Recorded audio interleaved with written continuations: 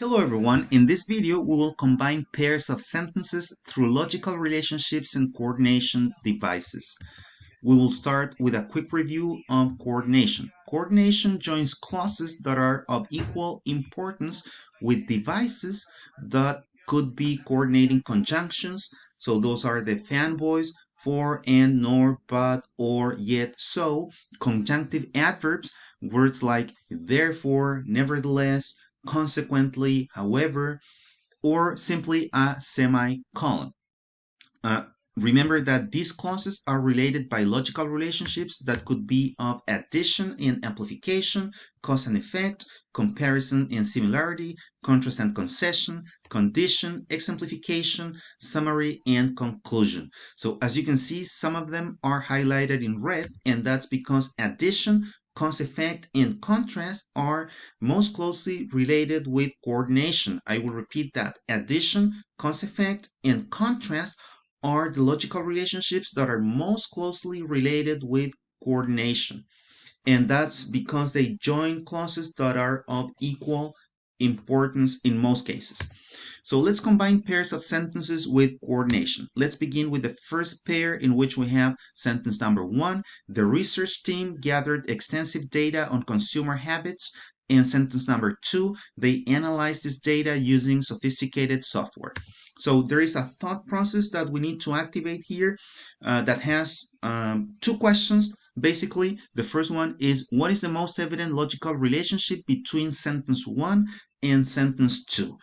Is it addition? Is it contrast? Is it cause effect? And the second question is, which coordination devices can or should I use? Remember that in some tests, your professors give you restrictions. Okay, they say, for example, you can use coordinating conjunctions only in 2 sentences. You can use conjunctive adverbs only in 2 sentences. You can use only 1 semicolon. So you need to take that into account as well.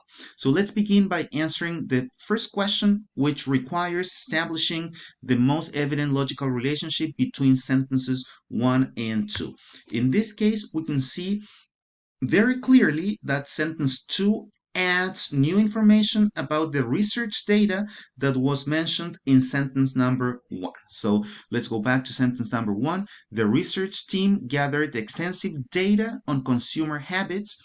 In sentence 2, they analyzed this data, referring to the data mentioned in sentence number 1, using sophisticated software. So we can see a logical relationship of addition.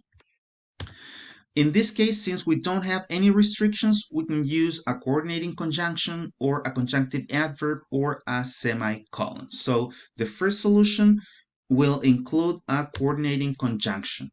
The research team gathered extensive data on consumer habits, comma, and they analyzed this data using sophisticated software. So and is a coordinating conjunction that we can use for addition relationships.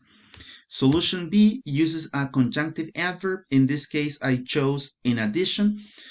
And the whole sentence is, the research team gathered extensive data on consumer habits, semicolon, in addition, comma, they analyzed this data using sophisticated software. And the final solution uses only a semicolon. The research team gathered extensive data on consumer habits, semicolon, they analyzed this data using sophisticated software. And I grade this out because sometimes semicolons are overused, and the same happens with conjunctive adverbs like however and therefore. Okay, so try to show that your vocabulary range is wide and use different coordination devices. Let's move on to the second pair of sentences. Sentence number 1. The initial results of the experiment seemed promising. Sentence 2. Subsequent testing revealed significant flaws. So again, we need to activate the thought process. First, we will establish the logical relationship, and then we will select the most appropriate coordination devices and take restrictions into account. In this case, we can see that sentence number 2 that mentions significant flaws contrasts with sentence number 1 that mentions promising results. We could use any of the coordination devices here because we don't have any restrictions. So we will start with a coordinating conjunction. The initial results of the experiment seemed promising, but subsequent testing revealed significant flaws. So in this case, we can use but. We could also use yet for an unexpected contrast. In fact, I would say that yet would be much better in this case. So on second thoughts, I would use yet instead of but also works. So I will change that here right now live. Okay, let's go back to our presentation. So I changed but with yet. And solution B uses a conjunctive adverb. The initial results of the experiment seemed promising. Nevertheless, subsequent testing revealed significant flaws. So don't forget to use a semicolon and a comma. And the final solution is using just a semicolon. The initial results of the experiment seemed promising. Semicolon, subsequent testing revealed significant flaws.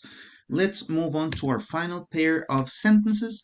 Heavy rain saturated the ground for weeks. That's sentence number 1. And sentence number 2 is major flooding occurred throughout the region.